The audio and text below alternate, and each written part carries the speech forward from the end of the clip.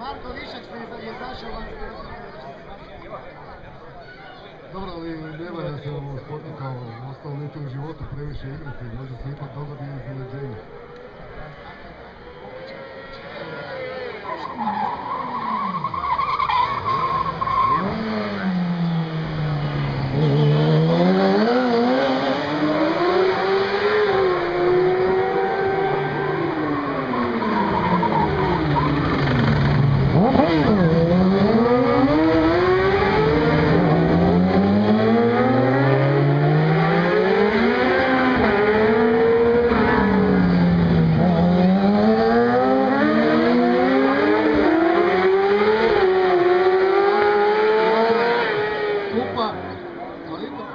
Više speedway driftaju nego što voze normalno. To je nešto drugo.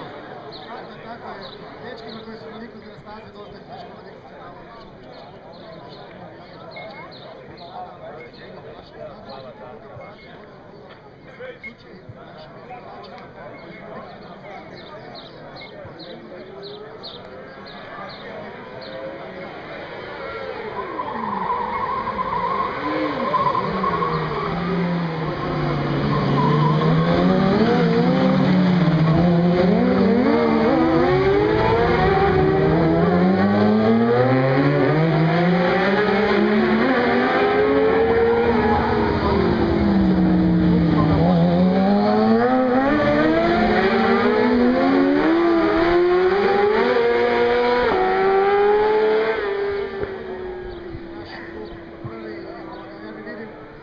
Uopće ozbiljnije konkurenciju i neki klub da bi se pojavio i nama mogao konkurirati.